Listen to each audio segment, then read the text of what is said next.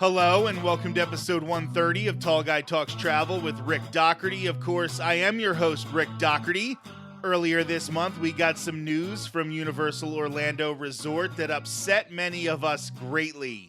Universal is drastically changing their Disability Access Pass program, and it's going to be much harder for many guests who need these accommodations to acquire the help that makes visiting the theme parks possible. On today's show, Marisa from Chicago, who needs these types of programs to navigate theme parks, will be here so we can talk about what these changes may mean in the future. Before we get started, today is the first day of Epcot's International Food and Wine Festival. Not only can you expect to see a lot of the offerings from Food and Wine on the Tall Guy Talks Travel with Rick Doherty YouTube channel over the next few weeks, but my friend Danielle is joining me for the first day of the festival, and we're planning on having a detailed description of the festival for next week's episode of the podcast. Today is also Danielle's birthday, so happy birthday, Danielle. I'm glad I'm getting to spend your special day with you in the theme parks. July is also Chronic Illness Pride Month. This is one of the reasons we wanted to address disability access passes today, and many of you know that this is an important cause in my life.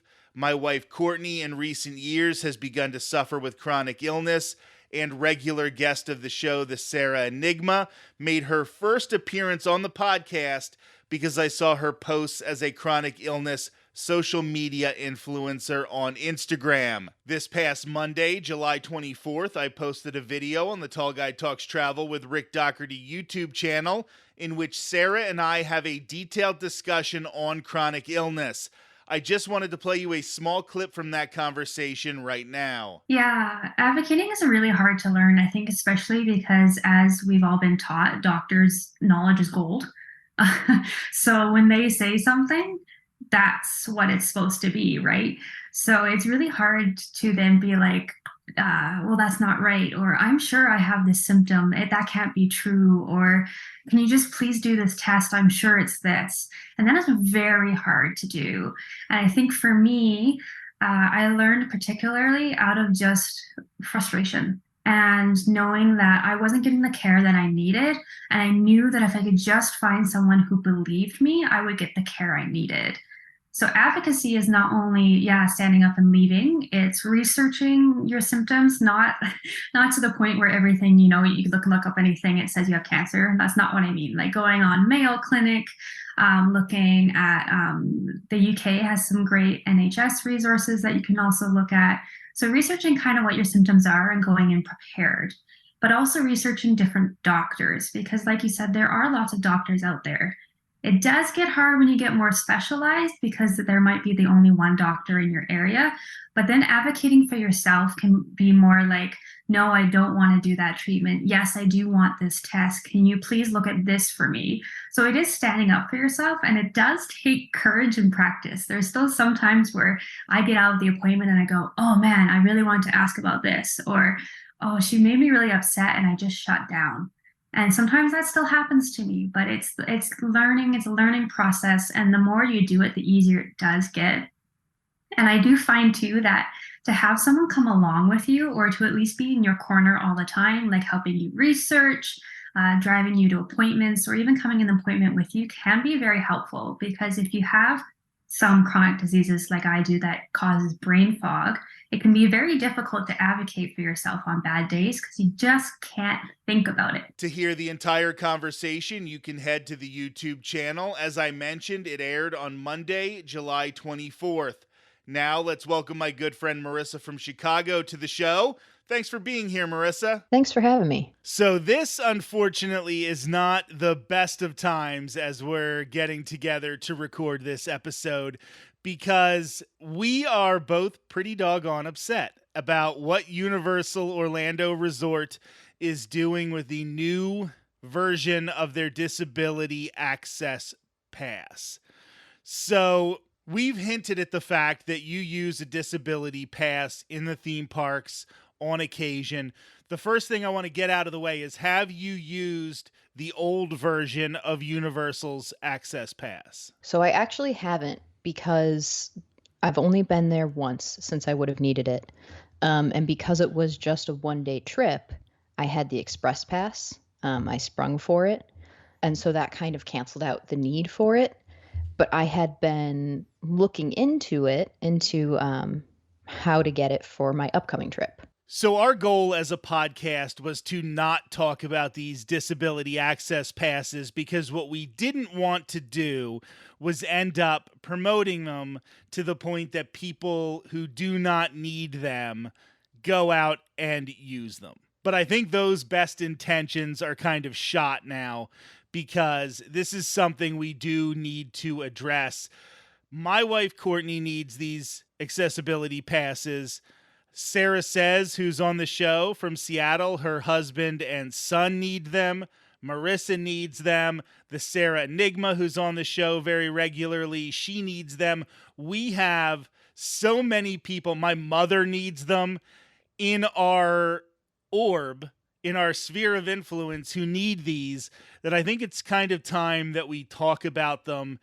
What would have been the requirement to get a disability access pass at Universal before this whole thing went into effect? So from what I understood, it would have been similar to the process at Disney, where I would have to go to guest relations and speak with them and explain why I need the pass. They would issue me the pass, which their old system was a little piece of paper. You know, you go up to each ride and they'll physically write down on the paper what time you should return to the ride. And then you go through the express pass lane. Okay, so the Universal version, this was something I didn't know, so that's really good information, was nowhere near as detailed or as precise as the Disney version. So that's interesting, because one of the concerns I was having is Universal is going to make it harder to get a disability access pass. Will Disney follow suit? But it feels like Disney has a much, much better system in place already. So maybe we'll be lucky and they won't want to mess. You know, if it ain't broke. I mean, that doesn't stop Disney from trying to fix it all the time. Right. But I could see a little bit of a silver lining there. What is the process now to get this Universal Access Pass? So basically, they made the process far more complicated and far more inaccessible, which is just incredibly ironic. Now it all goes through a third-party system. So you have to go to this third-party website, create an account, put in all your information. It requests a ton of information from you, including, you know, like a doctor's note detailing why you would need the pass. And you also need to select from a pre-chosen list by Universal of services that you require the accessibility pass for, which is a very limited list, which is where we start to get into problems. And I'm assuming, because you're talking about how limited the list is, that there is not an other tab here. There is certainly not. No. Okay, that is definitely the first big issue, because as we know, there are so many different reasons you might need this type of pass. And to have it be limited is definitely short-sighted. What are some of the things that are on this list? When they first announced this change, I got on the website and walked through the steps. And the options that I could select were wheelchair access or options required, accompanied by a service animal, auditory needs, sensitivity to touch, sensitivity to lights, colors, sensitivity to smells, special dietary needs, so, allergies, things like that, sensitivity to noise, not being able to stand for a significant amount of time, vision, sensitivity to crowds or enclosed spaces, and then difficulty with gripping or bracing, so that you may need additional supports. So while the list does cover a decent amount, it certainly doesn't cover everything. And when I was looking through, that was the very first red flag that I had, where I was like, well, there is absolutely nothing on this list that addresses why I need the pass. And, if I choose something from this list, I'm not going to get the appropriate accommodations. This seems like, unlike the Disney Access Pass, which is a one-size-fit-all, like it has one solution. If your problem happens to fall into that solution, you get the Access Pass. But this almost seems like they're trying to get you to pigeonhole yourself into an issue so they can provide you with what they feel is going to be an acceptable solution. And I think I want to say something right now because I don't want to put nefarious motives into other people's actions. But what this sounds like to me, you said it yourself, you didn't use the Disability Access Pass the last time you were at Universal because you bought Express Pass. And this feels to me like they are trying to find people like you who need the Access Pass, and they're going to try to make it so hard that you just give up on it and pay for the Express Pass, which you shouldn't have to pay for it because you have a legitimate disability and they should be trying to accommodate you in this way. Like, without being accusatory, is that what it feels like to you as well? Yeah, there's a nice little disclaimer on the website, and I don't know if it's from the third-party site or from Universal, but there's a nice little disclaimer that basically says accommodations are not guaranteed. Your accommodation may be a purchase or something like that. I can't remember exactly what it was, but there is a little line on there that basically alludes to your accommodation may be purchasing something, which, isn't an accommodation. To look at someone and say, you have a disability or you have a need for this, but we're telling you that instead you need to purchase this pass it's not cheap. That Express Pass, it can be like $200 for a day. It can easily be more than your park ticket. Last time I was there, it was more than my park ticket. So we can talk all we want about Genie Plus over at Walt Disney World and how it is a pain, and it is a pain.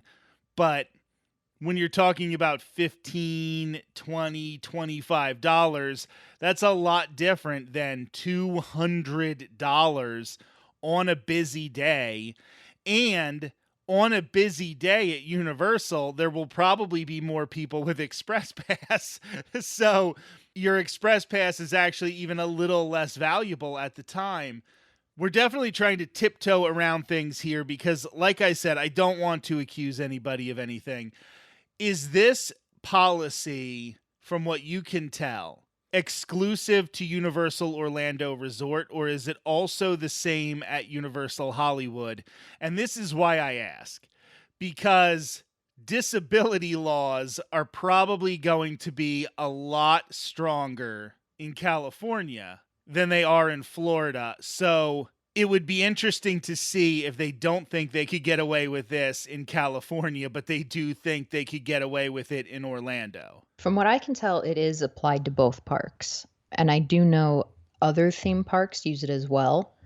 So this definitely isn't like a rolled out just for Universal thing. I mean, this third-party site has to exist for a reason, so somebody else is using them, right? Right. Discovery Cove is another park, I believe, that uses it. It is in place other areas. And I think it's one of those things where Universal might just be the largest scale they're applying it to. That's more of a vacation destination. And I think that this rolls into another issue, but they just kind of unveiled it overnight with no warning or transitional phase. So if you happen to be that unlucky person who needs this pass and you're flying down the next day, well, now all of a sudden you're scrambling, trying to get this set up, trying to get a doctor's note, all of these things that can be barriers in the best of times, but even more so when you're on a tight timetable like that. And I'm trying to be as accommodating, pardon the pun, I guess, to Universal as possible, but I am going to actually give you a little brushback on what you just said. And they didn't just announce it one day overnight. They announced it the day that they announced the Halloween Horror Nights frequent fear passes and these different things went on sale. So now you have people who don't know if they're going to be able to get their disability access pass when they're going to Halloween Horror Nights. They don't know if they have to buy the more expensive frequent fear pass that comes with Express Pass when they go to this event that is packed. Like, if you can't be in lines or in certain situations, you need to know right now if you can get that pass, or if you're going to have to pay for Express Pass, or if you're going to have to make the decision if it's still worth it if you have to pay for Express Pass. The timing of this is one of the things that has made me the most angry, because that can't be a coincidence. I was just going to say, I'm putting a little bit of a conspiracy theory hat on here, but how many people do you think decided to play it safe and buy the more expensive pass that included Express or included whatever, just because now they didn't know if they'd be able to get this? I just hate to think about it, because I don't want to think of somebody getting quote unquote scammed. I know it's not necessarily a scam. I'm going to tell a story, and I don't know if she's going to like me telling this story, but my wife, Courtney, the first time she ever went for the access pass at Walt Disney World, she hasn't tried to do it at Universal. We've never really been big ride people. Like, when she went to Universal, it was always for Mardi Gras. Maybe we would do like E.T. and a couple other little rides, but her thing was never like, let's do ride. But the first time at Walt Disney World that she ever asked for this, she started crying when she was trying to explain her situation. And it was hard for her that first time. And the second time when she had to re-up it, it was hard for her. Now it gets easier as she starts to explain these things. One of the reasons that a lot of people use the access pass is because they're on the autism spectrum. So being in tight, confined spaces can be a difficult thing for them. Well, you know what else is difficult for them sometimes? Having to come out and make these kind of statements and be worried about being rejected for them. And there are a lot of people who might say, I'm just going to pay for it.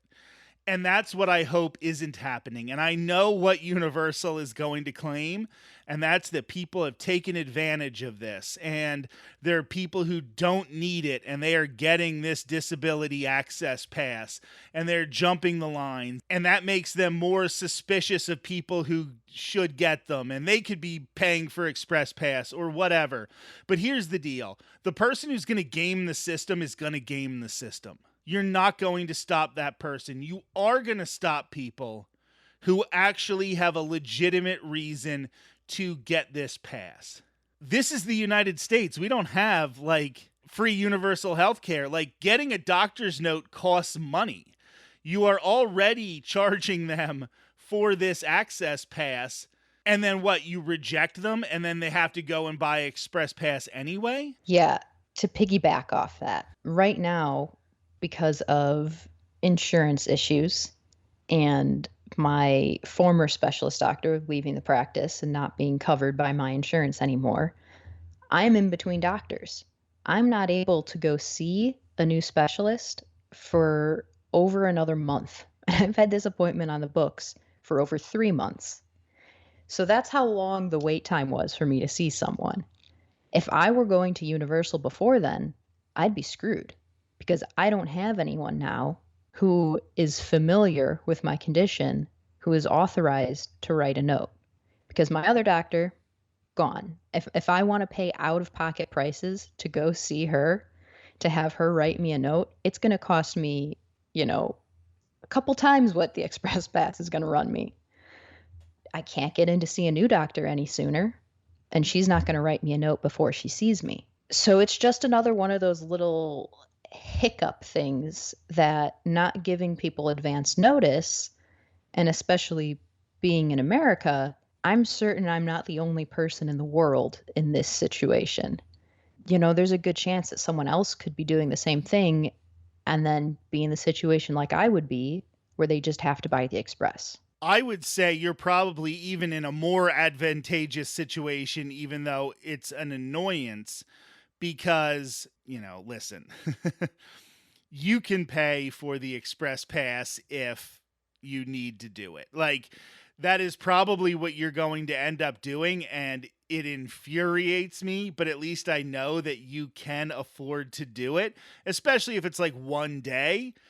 But there are people who can't. There are people who are already stretching their budget to make a Universal vacation work or a day at Universal work. I don't want this whole episode to just be a rant. I want there to be some structure to it, but I also feel like we are both pretty upset. So if this is how it ends up being, I guess that's okay every once in a while. I had shared online when this first dropped that my disability is not covered, and that's a problem. And someone had said that they've used this system at another park, and what you have to do is you fill out the form online, and then you still have to speak to someone in the park to get the pass. So like you fill out the form, you get your card, but you still have to go to someone in the park to say, I have this card, I need to use it, et cetera, et cetera. So if we're still going to someone in the park anyway, why don't we just keep that?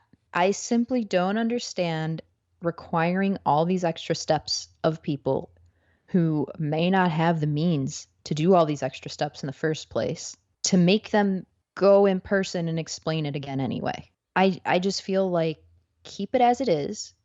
If you want to require a doctor's note, if that's something that the park fully believes is going to somehow, whatever minuscule amount of people are using this nefariously, then allow you to present it on your phone. Let me open my chart and show you. Like, don't make me go to the doctor, get some notarized thing. Just let me open my records and be like, here you go. I have it on my phone. You can see I have this diagnosis. Are they going to know what a doctor's note means either? If a doctor writes out, Marisa has X diagnosis? No.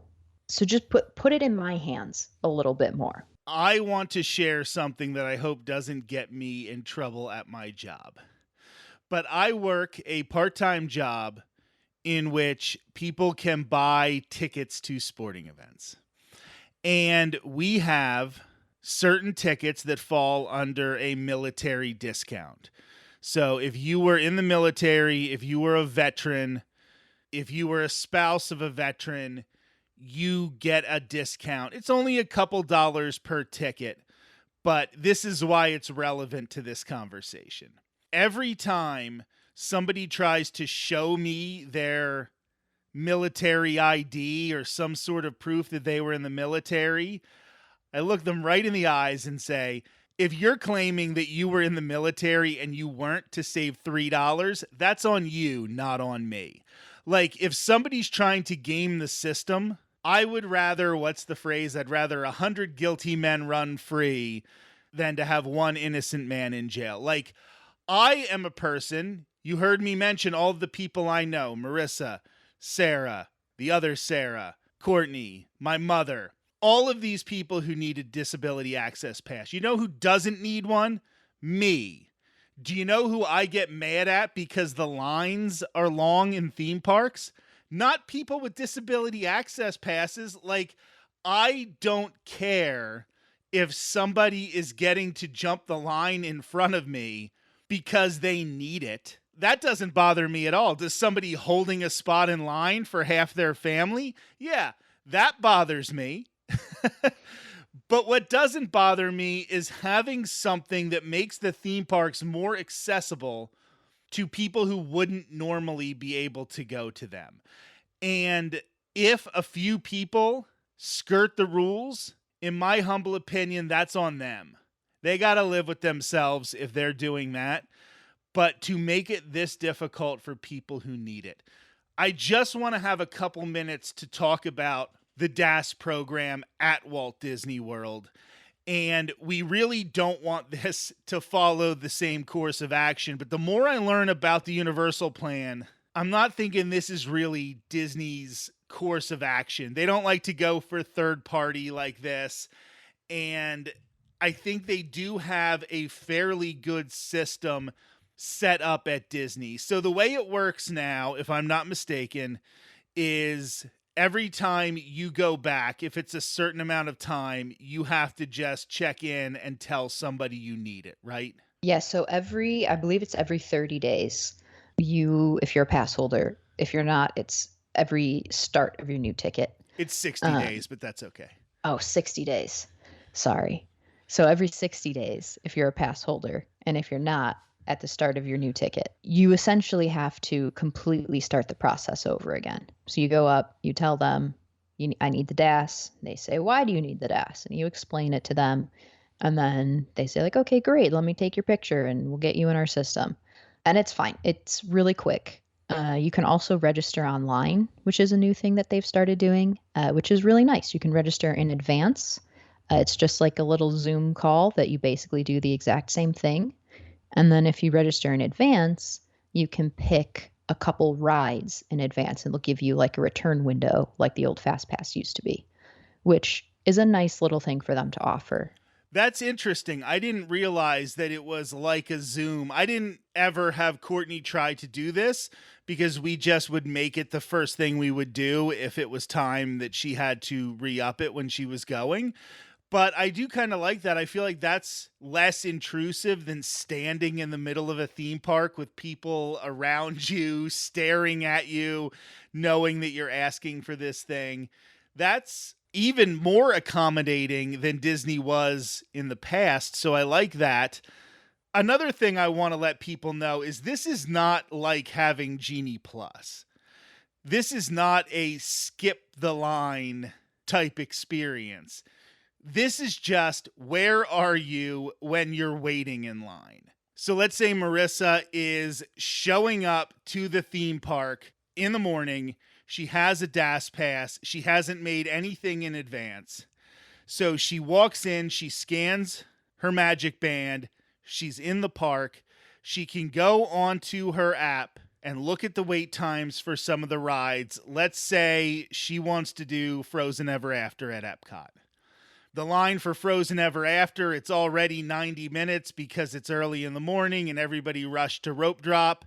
So she makes a DAS pass for Frozen Ever After, and she will have a return time that is sometime around 80 to 90 minutes from when she makes it. So she is going to have to wait that time that she would have waited anyway. Now, depending on what disability, maybe she can sit in air conditioning because she can't be standing outside for too long because some of the Frozen queue is outside. Maybe she can get to a quiet part in the parks if it's a sensory overload issue like a lot of people with autism. Maybe it's just a matter of hanging around close to a bathroom. Like, there are so many different issues that can be solved by this. And I know that there are probably people who are trying to cheat the system. There always are going to be people who try to do that. But I know the times that I go with Courtney, we're not going on 7 rides using DAS Pass. We might do 2 in a day. And I know on my birthday recently, it was hot. It was a disgusting day. Courtney didn't make it to the end of the day anyway, even with DAS Pass, but we were able to make it a little longer. We got to the parks at 8:30 in the morning. We left at 7:30 at night. We used 2 DAS Passes. This isn't something that the average person who has it is abusing. They are just using it for what they need. And the 2 rides we used, one was Big Thunder Mountain Railroad with that outdoor queue that is insane. So instead of waiting in the queue for Big Thunder Mountain Railroad, we watched Hall of Presidents and then we went and did Big Thunder Mountain. So we still waited in line for all intents and purposes. I don't think this is as much of an advantage as people think it is when they think of people cheating. It's not. One thing that happens very commonly is Disney World wait times get inflated because Disney would rather have you be pleasantly surprised when your 40-minute wait turns into a 20-minute wait than have it go the other way around. But the thing is, if you're using the DAS Pass, your wait time is what's on the board. So if it's a 40-minute wait on the board, you're waiting 30 to 40 minutes to get in line to ride That the is ride. such a great point. And if I could get in the regular line, I might be through in 20 minutes. But the bottom line is I can't take that risk. I can't do that. So I'm playing it safe and I'm waiting the full, often overestimated time. Last week, I went to Disney's Animal Kingdom and it poured the second I got into the park. It was just a torrential downpour. It was awful. I hated it. I was miserable, and it was all for these stupid annual pass holder magnets. But anyway, so I'm soaked, I'm drenched, I have my magnets, of course, and I look to see what the wait time is at Dinosaur. And I'm like, okay, it's 45 minutes. It will all be inside if it's 45 minutes. And I know I can just sit there, wait in line. I don't need a DAS pass. It was a walk-on to this ride. They put 45 minutes outside because they didn't want everybody doing what I did. But if Marisa would have made a DAS pass for Dinosaur, first of all, that's pretty stupid use of the DAS pass system. But she would have had to have waited those 45 minutes that Disney was using as kind of a manipulation to try to keep the line low. So that is a good point. I didn't even think about that. Yeah. I think about it a lot when people will be like, oh man, it said 90 minutes and I waited 10. And I'm like, wow, I wish I could do that. But, not to sound ungrateful, because I'm very, very grateful that DAS Pass exists. I truly would not be able to ride rides at Disney World without it. It's just something that would become unfeasible for me. And I actually tried to. My first trip after my diagnosis, I tried to do rides without it. And my doctor had actually suggested I get it. That was how I heard about it. And by, the fifth time I had to get out of line on my first day there, I was like, this isn't sustainable. I can't do this. And I felt like I was caving, but it allowed me to actually do the parks. So, I don't want to sound ungrateful. Last year when we did the big thing about me riding Tower of Terror, if we raise money for the domestic violence charity, and we were looking at the wait time, Marisa and I weren't linked yet on our My Disney experience, so she couldn't make a DAS that we both did together. And we looked at Tower of Terror and it said 35 minutes, and Marisa said, I can't do it at 35 minutes. We have to get you added to my DAS. And then we did, and sure enough, there were like 6 people in line for Tower of Terror at that time. So it was not a 35-minute wait. That is a really, really good point.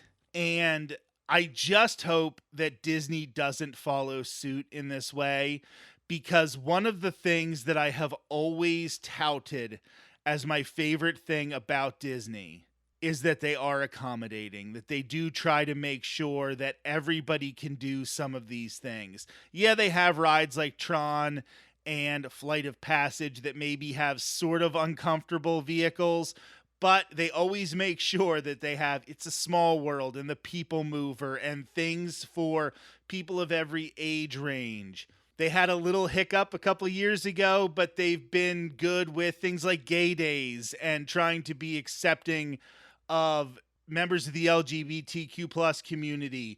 They are trying to bring Tiana into what used to be Song of the South. Like, they try to make everybody be able to enjoy these theme parks. That's why I love Disney, and that's why I hope they don't follow suit and move to something like this, because it would be a big hit as to why I like them. I agree. And I do feel like for Disney as it is now, it doesn't make sense for them to go to this system. I mean, they seem to have it pretty down pat with talking to guest relations, having the online pre-registration available. It doesn't seem like they're really looking to cut down on things like that. So I feel like requiring the card as an extra step would be a step backwards for them. And also, potentially, depending on how it gets rolled out within the system, it could potentially be one more thing for Disney to track and for Disney IT to have to track, which, they probably don't want to do. And this has already gone longer than I thought we would go with it, which is really good. I think we've, after a little bit of ranting at the beginning, shared some good information. But the way Disney does it and having it be so much a part of the app gives them the ability to incorporate everybody who already has a DAS into that wait time they're quoting you. So they already know that Marisa is quote unquote in line for that ride. So if she decides not to cash in on that DAS for 2 hours, you're actually getting a shorter ride because of that. So there are a lot of different things about this that have me feeling more optimistic than when we started having this conversation. Thank you so much for joining us, Marisa. Thank you. This has been episode 130 of Tall Guy Talks Travel with Rick Doherty. My goal next week is to have a detailed discussion with my friend Danielle about Epcot's International Food and Wine Festival, which has officially started in Walt Disney World. She's a nurse, so we need to be prepared for any emergency to potentially mess with her schedule, but hopefully we will have Dee on the show next Thursday. Until then, have a great week.